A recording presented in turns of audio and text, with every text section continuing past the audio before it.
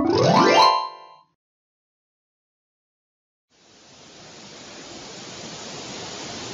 গো, তুমি এখনো পড়ে পড়ে ঘুমাচ্ছ? বেলা কত হয়েছে সেদিকে তোমার খেয়াল আছে? দোকানে যাবে না নাকি? আজকে তো বাজারের দিন। আহা গিন্নি, এই সকাল সকাল কানের মাথা কেটে আসলে কেন শুনি? এই বৃষ্টির মধ্যে কে যাবে বাজারে? কেন, বৃষ্টি হলে মানুষ কি না খেয়ে থাকে নাকি? কেন মানুষ আবার বৃষ্টির দিনে না খেয়ে থাকতে যাবে কেন? বৃষ্টির দিনে তো মানুষ বাড়িতে বসে ভালো মন্দ খায়, তাই না? বৃষ্টির দিনে মানুষ যখন ভালো মন্দ খায় তখন বেশি করে কাজ করতে হয় নিশ্চয়ই। কাজ না করলে খাবারটা আসবে কোথা থেকে শুনি? না না, দিলে তো দিলে, একদম মুডটা নষ্ট করে দিলে। কি সুন্দর শুয়ে শুয়ে জানালা দিয়ে বৃষ্টির ফোঁটা গুনছিলাম, তুমি তো সবটা নষ্ট করে দিলে। হুর। তাড়াতাড়ি উঠে চারটে গিলে নিয়ে বাজারে যাও। বললাম তো বাজারে যাব না। হ্যাঁ, তুমি যাও তো এখান থেকে, আমাকে জ্বালিও না। আমার কথা তোমার মাথায় ঢুকলো না? না, দাঁড়াও, দেখাচ্ছি মজা।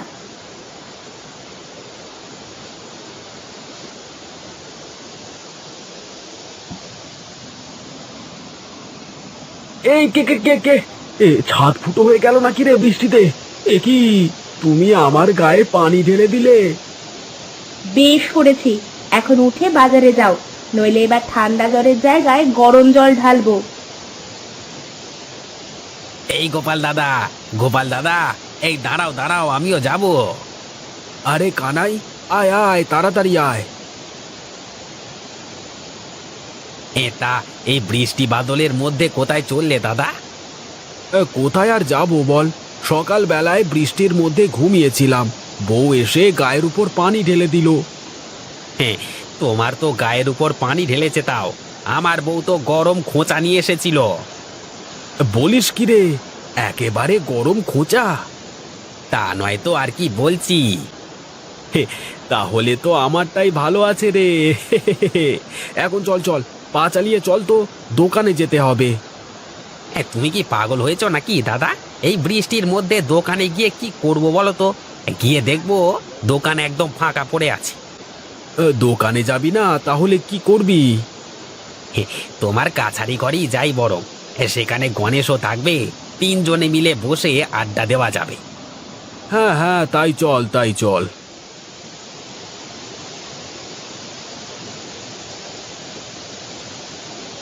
আরে গোপাল কানাই, আয় আয়, আমি তোদের জন্যই অপেক্ষা করছিলাম। জানতাম বৃষ্টি হচ্ছে তো তুই ঠিক আসবি। হ্যাঁ হ্যাঁ, বৃষ্টির দিনে বাজারে গিয়ে তো আর কোনো কাজ নেই, তাই ভাবলাম কাছারি ঘরে বসে তোমার সাথে গল্প করি। তবে তুই ভালোই করেছিস, আমি একা একা বৃষ্টির ফোঁটা গুনছিলাম, এখন বসে বসে গপ্প করা যাবে একসাথে, কি বলিস? হে হে, বৃষ্টির মধ্যে বসে আড্ডা দেওয়ার মজাই অন্যরকম গো। হ্যাঁ রে হ্যাঁ, ঠিকই বলেছিস। এই রে, ঘরে তো নুন শেষ, এখন কি করি? মানুষটাও তো বাজারে চলে গেছে। যাই দেখি, মিনতি দিদির কাছে একটু নুন পাওয়া যায় কিনা দেখে আসি।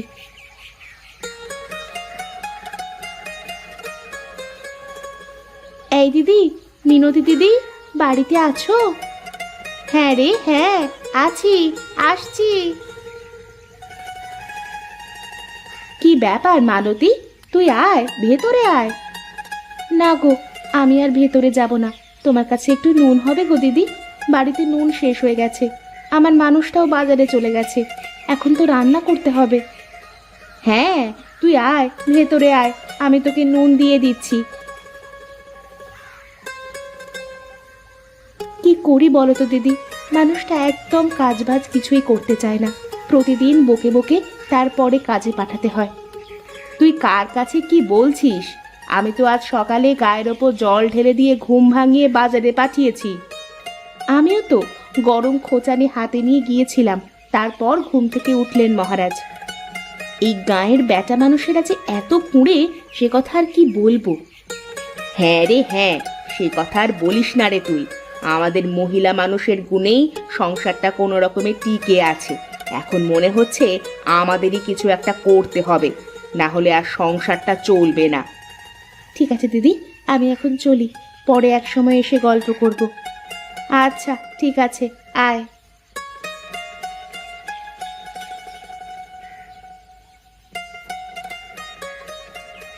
এই যে সুজয় দাদা, শুনছো? বাজার থেকে ফিরলে মনে হচ্ছে। হ্যাঁ, একটু বাজারে গিয়েছিলাম বাজার করতে। বাজার করেই তো ফিরছি। তা তোমার গোপাল দাদাকে কি দোকানে দেখলে? কই না তো, দাদাকে তো দোকানে দেখতে পেলাম না। দোকান তো বন্ধ ছিল। ভাবলাম দাদার দোকান থেকে এক খাঁচি ডিম নেব, তা তো আর হয়ে উঠলো না। আচ্ছা, আমি এখন চলি। বাড়িতে বউ বসে আছে, আমি গেলে তারপর রান্না করবে তো। আচ্ছা আচ্ছা, তাই যাও।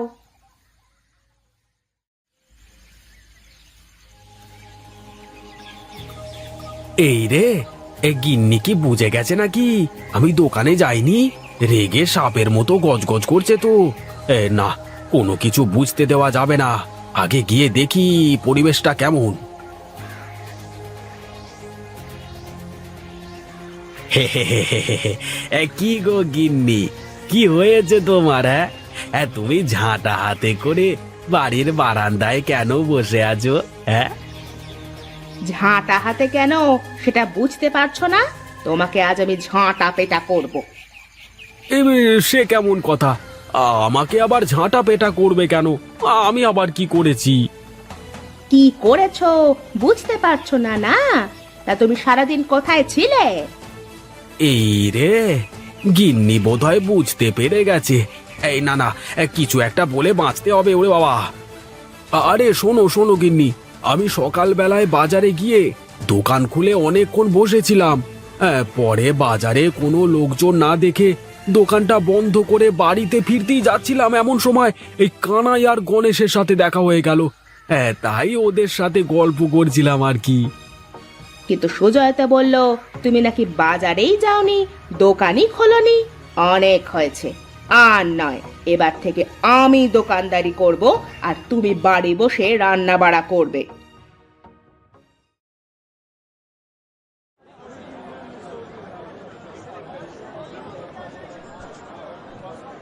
কি ব্যাপার মেয়েরা, তোমরা দোকানে কি করছো? তোমার স্বামীরা কোথায়? আগে আজ থেকে আমরা দোকানদারি করব জমিদার মশাই, আর আমাদের স্বামীরা ঘর সামলাবে। না না না, এ হবে না। মেয়েদের কাজ ঘরে থাকা, বাজারে দোকানদারি করা নয়। আমি থাকতে আমার এই বাজারের মাটিতে কোনো মেয়েরা দোকানদারি করতে পারবে না। এখন বাড়িতে গিয়ে তোমাদের স্বামীকে দোকানে পাঠিয়ে দাও, যাও। কিন্তু জমিদার মশাই, স্বামীরা ঠিকঠাক কাজ করে না, ওরা যে খুবই অলস।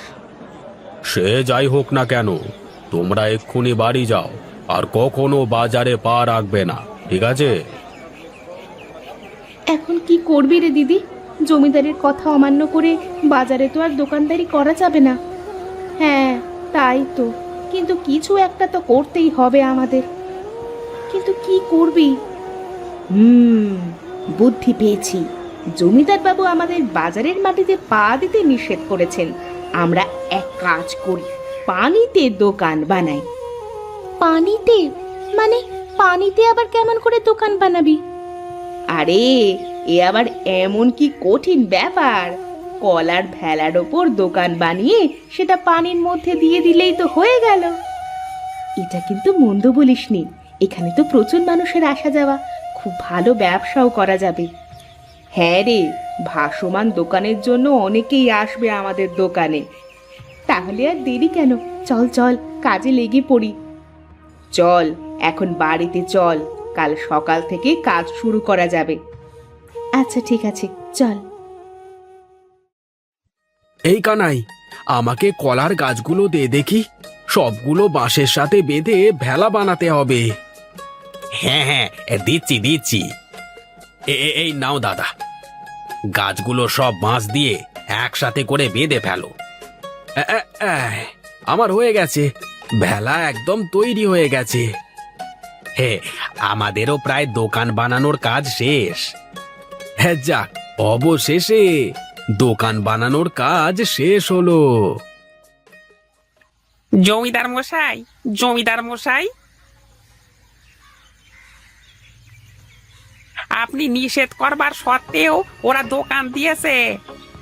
কার এত বড় সাহস যে আমার নিষেধ করবার পরেও দোকান দিয়েছে? কোথায় দোকান দিয়েছে? চল, আজ আমি ওদের উচিত শিক্ষা দেব। জি বাবু, চলেন।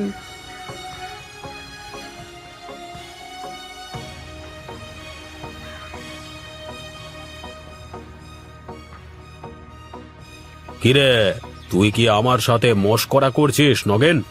তুই আমাকে কোথায় নিয়ে আসলি? বাবু, দোকানটা এইখানেই তো দিয়েছে ওরা। এখানে দোকান দিয়েছে মানে? আশেপাশে তো কোনো দোকানই দেখছি না। বাবু বাবু, এই দূরে তাকিয়ে দেখুন, ওই নদীর মাঝখানে ওরা দোকান দিয়েছে, ভাসমান দোকান। বলিস কি রে, একেবারে ভাসমান দোকান? চল চল গিয়ে দেখি।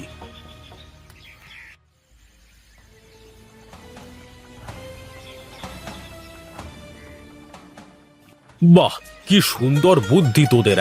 পানির উপর যে দোকান বানানো যায় এটা তো জানা ছিল না। খুব ভালো করেছিস, ব্যবসাটা চালিয়ে যা এভাবে। আর যদি কোনো কিছুর দরকার হয় বা কোনো সমস্যা হয় আমাকে বলবি, তাহলে আমি আছি তোদের পাশে, বুঝলি? আপনাকে অনেক অনেক ধন্যবাদ জমিদার বাবু। আসুন, এক কাপ চা খান। আপনি আমাদের দোকানের প্রথম খরিদ্দার। আপনি এটা কি করলেন বাবু? আপনি তো গিয়েছিলেন ওদের শাস্তি দিতে, কিন্তু আপনি এমন কেন করলেন? তোর কথা শুনে জীবনে অনেক ভুল কাজ করেছি, আর ভুল কাজ করব না। এক্ষুনি আমার চোখের সামনে থেকে দূর হয়ে যা, দূর হ। এইসব আপনি কি বলছেন বাবু? আমি কোথায় যাব? এটা তো মাঝ নদী।